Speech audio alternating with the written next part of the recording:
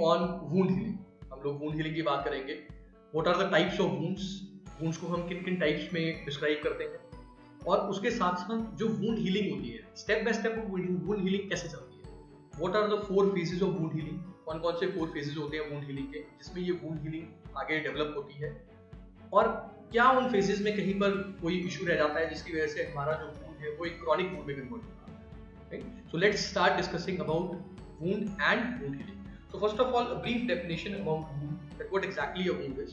So wound is a type of injury which happens relatively quickly in which skin is torn, cut or punctured. This is called an open type of wound. Or where blunt force trauma causes a contusion is called a closed type of wound. तो इसको हम लोग wound को basically दो में यहाँ पर इस definition के थ्रू हम लोगों ने डिफाइन किया है। One is a open type of wound. Open wound ऐसा wound जो हमें किसी भी तरह से जब हमें चोट लग जाती है, हम लोग कहीं गिर जाते हैं, गिरने की वजह से फिजिकल इंजरी होती है। So wound is any type of injury that damages your cells and tissues, जो हमारे सेल्स और टिश्यूज को डैमेज करती है, लेकिन इसमें एक फिजिकल इंजरी इन्वॉल्व होती है। There is an external source that is involve. अब वो एक्सटर्नल सोर्स कैसे हो सकता है, हम लोग कहीं जा रहे थे बाइक से और बाइक जो है उसका टायर बर्स्ट हो गया, जिसकी वजह से मैं गिर गया, गिरने की वजह से मेरे टांग पर चोट लग गई, बाजू पर चोट लग गई, ठीक है, दैट इज कॉल्ड है। अब उसमें जो एक्सटर्नल सोर्स है, वो एक्सटर्नल सोर्स क्या था, रोड। अगर वहां पर वो रोड ना होकर, रोड की जगह पर आप किसी ऐसी जगह पर पानी में गिरे होते या आप किसी फोम के ऊपर गिरे होते तो वो चोट नहीं लगी। So in the case of wound, it is type of an open wound, ऐसा open wound in which there is physical injury, जहां पर कहीं ना कहीं कोई फिजिकल कंपोनेंट इन्वॉल्व था जिसकी वजह से वो इंजरी हुई।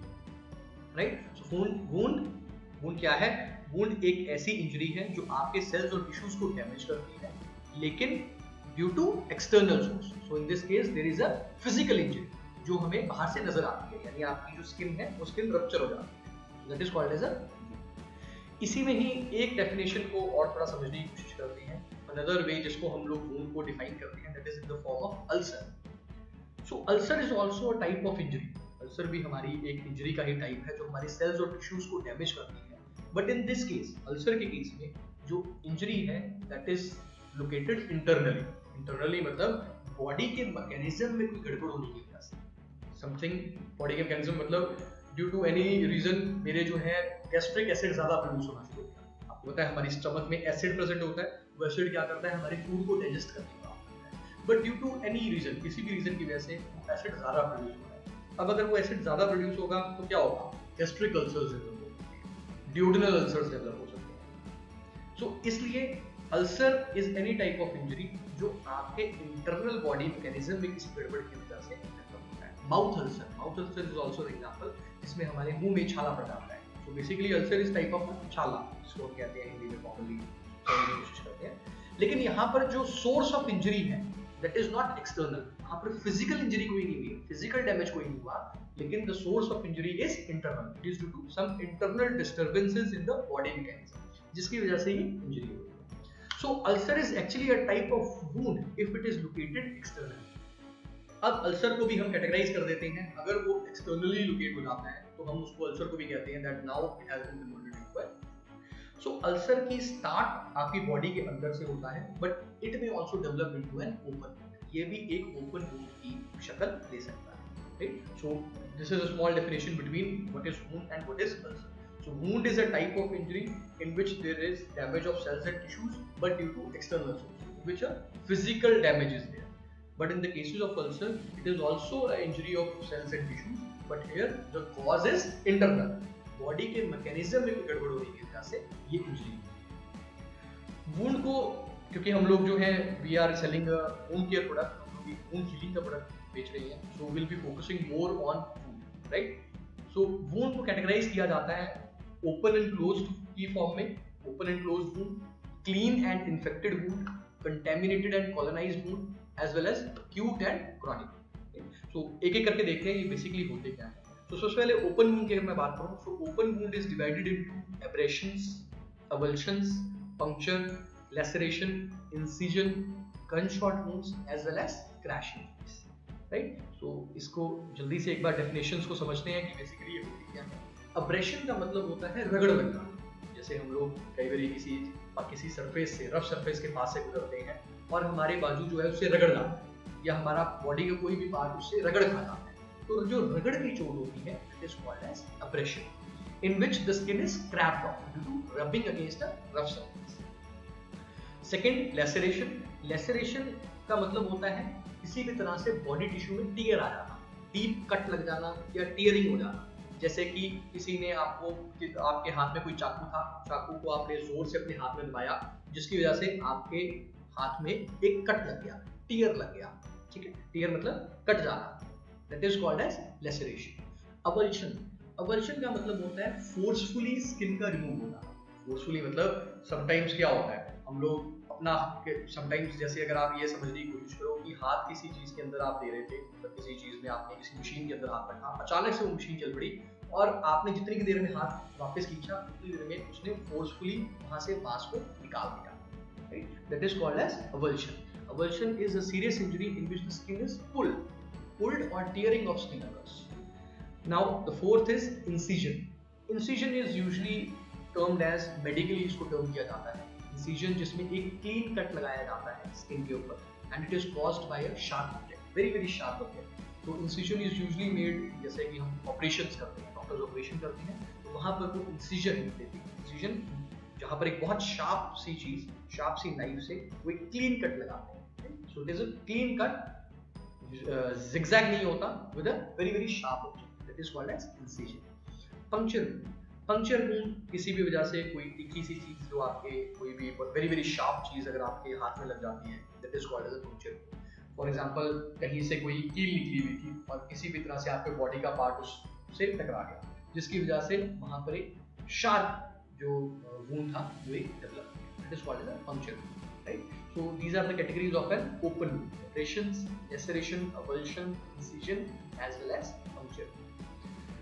अब अगर मैं क्लोज्ड वुंड की बात करूं, क्लोज्ड वुंड यूजुअली ऐसा वुंड डेवलप होता है जिसमें कोई ब्लड फोर्स मतलब ऐसा कोई चीज थी जिसने कि वुंड को, जिसने कि आपके स्किन लेयर को रप्चर नहीं किया लेकिन चोट पहुंचाई। जैसे कि हमारा हाथ किसी चीज के नीचे आके दब जाता है, ठीक है, बहुत तेजी से हमारा हाथ जो है किसी भी चीज के थ्रू जो है दब गया, स्किन रप्चर नहीं हुई, मतलब जो आपकी आउटर लेयर है जो हमारी बॉडी की स्किन, वो रप्चर नहीं हुई, वो ओपन नहीं हुई, लेकिन फिर भी जो है वहां पर इंजरी हो गई। अब वो इंजरी आपको वहां कैसे नजर आएगी, जैसे कि इन्फ्लामेशन टाइप की वहां पर डेवलप हो गई। फॉर एग्जांपल, आपको कोई बहुत जोर से, हम लोग क्रिकेट खेल रहे हैं, क्रिकेट खेलते हुए बहुत जोर से बॉल लग जाता है। अब बॉल लगने से क्या होता है, वहां पर ओपन वुंड नहीं बना है, लेकिन वहां पर वो रेडनेस आ गई है, लाल से कलर का हो गया, रेड हो गया है, वहां पर थोड़ा सा इन्फ्लामेशन आ गई है, स्वेलिंग हो गई है वहां पर, so that is called as closed wound. So in the form of photos I am trying to describe here. So open wound आप ये देखिए, जहाँ पर जो स्किन है वो रप्चर हो गई है, this is called as an open wound. लेकिन closed wound के केस में देखिए स्किन रप्चर नहीं हुई है, so it is a type of forceful injury. यहाँ पर किसी फोर्स की वजह से, ब्लड फोर्स की वजह से इंजरी हुई है। Another way in which a wound can be described is clean and infected. So let's try to understand what is a clean wound. So clean wound is caused by a sterile surgical procedure. Clean wound का मतलब है ऐसा wound, मतलब जो कि किया जाता है किसी, जैसे ऑपरेशंस के टाइम पे सर्जिकल प्रोसीजर्स किए जाते हैं, ऑपरेशंस किए जाते हैं, छोटे छोटे स्मॉल ऑपरेशंस किए जाते हैं, उन केसेस में एक इंसिजन लगाया जाता है ताकि वो जो इन्फेक्टेड पार्ट है या जो भी चीज को ठीक करना है उसको ठीक किया जा सके। So that is called as a clean wound which is done by surgical procedure, जो कि हमारा डॉक्टर जो है हमें सर्जिकली करता है, is called as a clean wound, and usually this type of wound heals very fast. Now this clean wound can also get infected, right? So infected wound का मतलब है ऐसा wound जिसमें अब आपके बहुत सारे पैथोजेंस, चाहे वो बैक्टीरिया हैं, वायरस हैं या फंगस हैं, वो कहीं ना कहीं उस wound को इन्फेक्ट कर दिया है। It is not now a clean wound, वो clean wound नहीं रहा है, उसमें infection डेवलप हो गई है। So these wounds are very reddish, painful होते हैं और इसमें कई बार पस भी निकल रही है। So that is to clean wound, जो कि सर्जिकल प्रोसीजर्स के थ्रू किया जाता है, राइट, जिसमें कि हीलिंग बहुत फास्ट होती है। Now this clean wound can be converted into infected wound, जिसमें कि इन्फेक्शन डेवलप हो गया है और वहां पर जो ये जितने भी पैथोजेंस हैं, चाहे वो बैक्टीरिया, वायरस या फंगाई है, उनकी जो कॉलोनीज है वो डेवलप हो गई।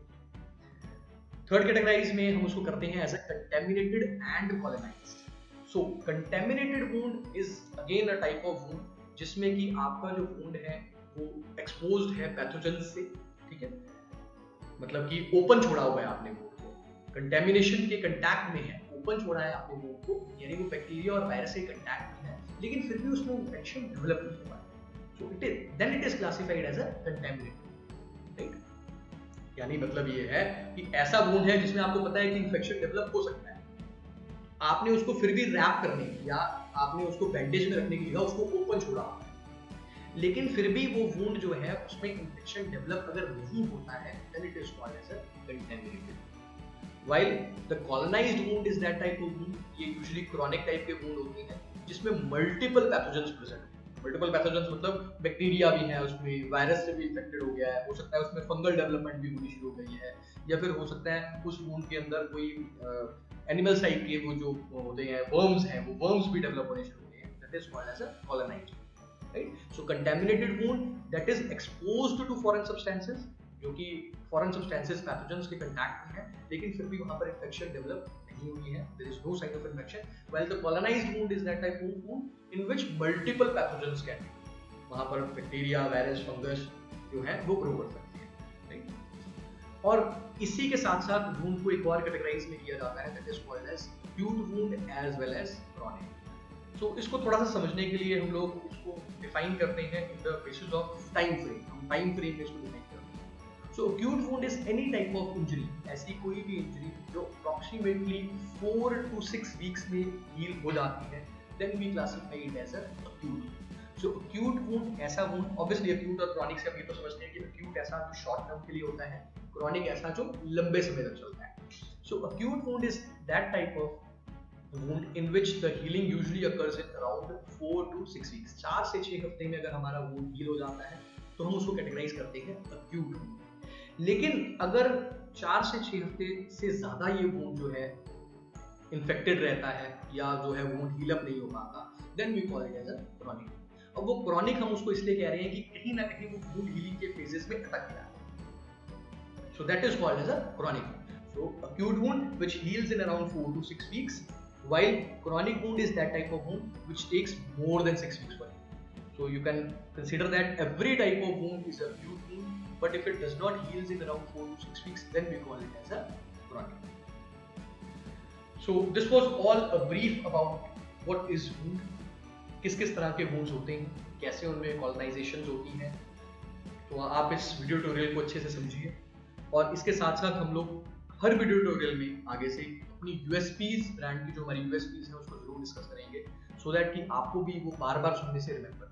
सो I am discussing here in brief the USPs of the brand. So my product has antibacterial as well as antifungal action, it has wound healing enhancement action, maintains acidic pH of wound, it helps in boosting the immunity, it has analgesic action, helps in removal of necrotic tissue. So necrotic tissue is dead tissue, dead cells या dead tissues को remove करने में helpful है. And it also provides nutritional supplement and there is no irritation with this product. So आप जब भी इसको discuss करें, इसकी mechanism of action को डिस्कस करें, so always remember PAN, protection, activation and nutrition of tissue cells. तो आपका जो प्रोडक्ट है प्रोटेक्शन प्रोवाइड करता है from bacteria, virus and fungus, activation, tissue cells की ग्रोथ में हेल्पफुल है, और न्यूट्रिशन, इसके साथ साथ वो न्यूट्रिशन भी प्रोवाइड करता है सेल्स और टिश्यूज को ग्रोथ के लिए. So I am stopping here my first video tutorial here. In corresponding video tutorials we will talk about the wound healing. Thank you so much.